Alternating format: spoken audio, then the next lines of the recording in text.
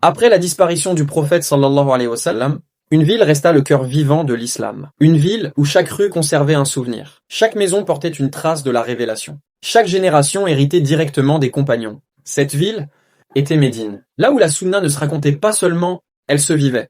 Allah dit « Ya ayyuha alladhina amanu ati'u illah wa ati'u ar-rasula wa uli al-amri minkum » Ô vous qui avez cru, obéissez à Allah, obéissez aux messagers et à ceux d'entre vous qui détiennent l'autorité et le savoir. Sourate An-Nisa, verset 139.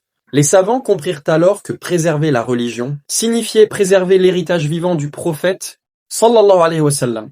Ils devinrent les gardiens de la tradition prophétique. Allah dit « Fas'alu ahla dhikr in kuntum la ta'lamun » Interrogez les gens du rappel si vous ne savez pas. Sourate An-Nahl, verset 43. Le prophète sallallahu alayhi wa sallam a dit « Innal ulama warathatul anbiya » Les savants sont les héritiers des prophètes.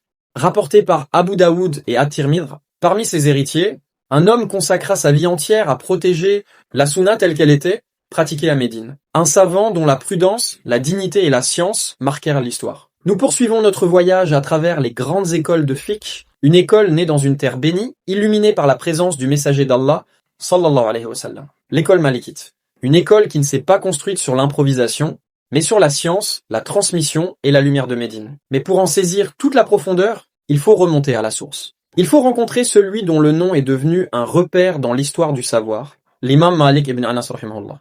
Qui était l'imam Malik? Son nom complet était Malik ibn Anas rahimahullah. Il naît en l'an 93 de l'Hégire, dans la ville de Médine. Médine n'était pas une ville ordinaire, c'était la ville du messager d'Allah sallallahu alayhi wa sallam. La terre où la révélation fut vécue, la ville des compagnons. Une ville où la sunna n'était pas seulement transmise, elle était pratiquée quotidiennement. Le prophète sallallahu alayhi wa sallam a dit « Al-Madinat khayrun lahum law kanu ya'lamun » Médine était meilleur pour eux s'ils savaient. Rapporté par Al-Bukhari et Muslim, grandir à Médine signifiait vivre entouré des héritiers directs des compagnons. C'est dans cet environnement unique que l'imam Malik fut formé.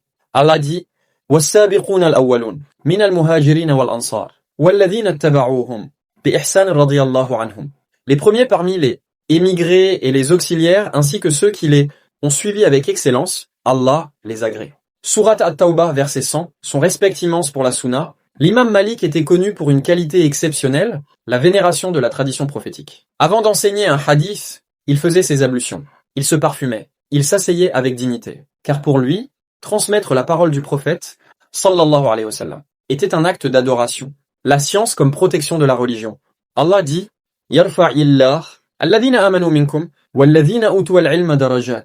Allah élève en degré ceux d'entre vous qui ont cru et ceux qui ont reçu la science. Sourate Al-Mujadilah, verset 11. Les savants expliquent que la véritable élévation n'est pas celle du pouvoir ou de la richesse, mais celle de la connaissance religieuse. L'imam Malik disait la science est une lumière qu'Allah place dans le cœur. Elle ne s'obtient pas uniquement par la mémorisation. Le prophète sallallahu alayhi wa sallam a dit Man yuridi Allahu bihi khayran yufaqihu fid din.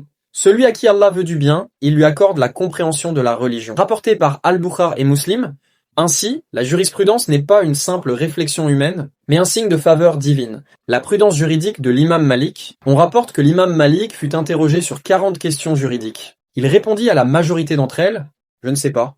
Il disait, dire je ne sais pas fait partie de la science, car la responsabilité religieuse était immense. Allah dit, Wala taqfu ma laysa laka bihi ilmun.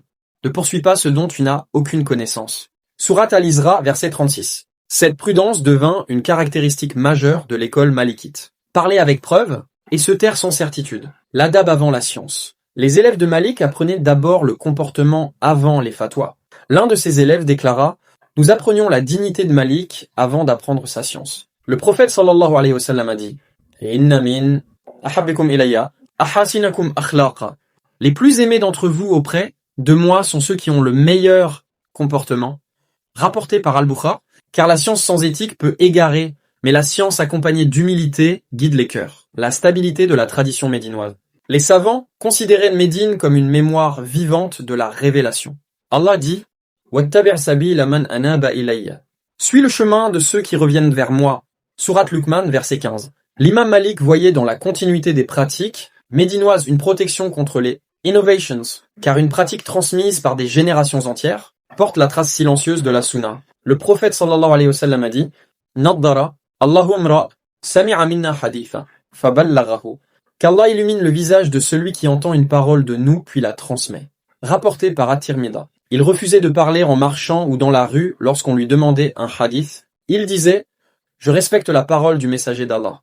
Allah dit « Dhalika wa man yu'azzim sha'a'ir Allah, fa innaha min taqwa al-qulub ». Celui qui vénère les symboles d'Allah, cela provient de la piété des cœurs. Sourate Al-Hajj, verset 32. Sa recherche de la science. L'imam Malik étudia auprès des plus grands savants de Médine. Parmi eux, Nafi, le célèbre élève de Ibn Omar, radiyallahu anhuma. Cette chaîne de transmission devint connue comme la chaîne d'or du hadith, car elle reliait directement le savant au compagnon, puis au prophète sallallahu alayhi wa sallam. Le prophète sallallahu alayhi wa sallam a dit « Man salaka tariqan yaltamisu fihi ilman, sahhala Allahu lahu tariqan, ila al-jannah » Celui qui emprunte un chemin pour rechercher la science, Allah lui facilite un chemin vers le paradis. Rapporté par Muslim, pendant des années, il apprit avant d'enseigner. Il mémorisa, il observa, il pratiqua, car les imams ne recherchaient pas la célébrité, mais la justesse. La naissance d'une méthode unique. L'imam Malik développa une méthodologie particulière. Son ordre de référence était le noble Coran, la Sunna authentique, le consensus des compagnons et surtout la pratique des habitants de Médine. Pourquoi ? Parce que Médine conservait la manière vivante dont l'islam avait été appliqué par les compagnons. Allah dit « Fa'in tanaza'tum fi shay'in farudduhu ila Allahi war Rasul » Si vous divergez sur une chose, renvoyez-la à Allah et au messager. Sourate An-Nisa, verset 59. Il considérait que la pratique continue des savants de Médine représentait une transmission collective de la Sunna. Son célèbre ouvrage, Al-Muwatta, fut l'un des premiers livres organisés de hadith et de fiqh. L'imam Ash-Shafi'i rahimahullah dira plus tard « Il n'existe sur terre, après le livre d'Allah, aucun livre plus authentique que le Muwatta de Malik, une science fondée sur la sagesse. » L'école malikite accorda une grande importance à la préservation de l'intérêt général, la prévention du mal et la facilité conforme à la révélation. Allah dit « Yuridullahu bikum al-yusra wa la yuridu bikum al-usra » Allah veut pour vous la facilité et ne veut pas la difficulté pour vous. Sourate Al-Baqarah, verset 185. Le prophète sallallahu alayhi wa sallam a dit « Inna ad-dina yusra » La religion est facilité. Rapporté par Al-Bukhari, ainsi le fiqh malikite cherchait toujours la fidélité au texte, sans ignorer les réalités humaines. Une académie de sciences à Médine, le cercle d'enseignement de l'imam, Malik devint l'un des plus importants du monde musulman. Des étudiants venaient d'Andalousie, d'Égypte, d'Afrique et d'Irak. Parmi ses élèves célèbres, Ibn al-Qasim rahimahullah, Ash-Shahab rahimahullah. Il propagera son école bien au-delà de Médine. Le prophète sallallahu alayhi wa sallam a dit « Yahmilu, hadha al-ilma min kulli khalafin uduluhu » Cette science sera portée par les justes de chaque génération. L'école malikite devint alors un héritage collectif et non l'opinion d'un seul homme. L'épreuve et la fermeté. L'imam Malik fut également éprouvé. Il fut frappé publiquement pour avoir donné un avis juridique indépendant du pouvoir politique. Mais il resta ferme. Allah dit « Inna Allaha ma'as sabirin » Certes, Allah est avec les patients. Sourate Al-Baqarah, verset 153. Il préféra supporter l'épreuve plutôt que modifier la science. La position de l'imam Malik. Il disait « Toute parole peut être acceptée ou rejetée, sauf celle de l'occupant de cette tombe. » Et il pointait la tombe du prophète sallallahu alayhi wa sallam. Car aucun savant n'est infaillible, la référence absolue reste, le Coran et la Sunna. Allah dit « Wa ma atakumur rasulu fakhudhuhu » Ce que le messager vous donne, prenez-le. Sourate Al-Ashr, verset 7. Particularité de l'école malikite, cette école est connue pour son attachement profond à la Sunna vécue, la pratique des compagnons, la considération du bien commun, l'équilibre entre texte et réalité. L'école malikite n'est pas une opinion isolée, mais un héritage enraciné dans la ville du prophète sallallahu alayhi wa sallam. Comprendre cette école, c'est comprendre comment la Sunna fut préservée par la pratique vivante des premières générations. La diversité juridique en islam n'est pas une division, elle est une sagesse, une miséricorde.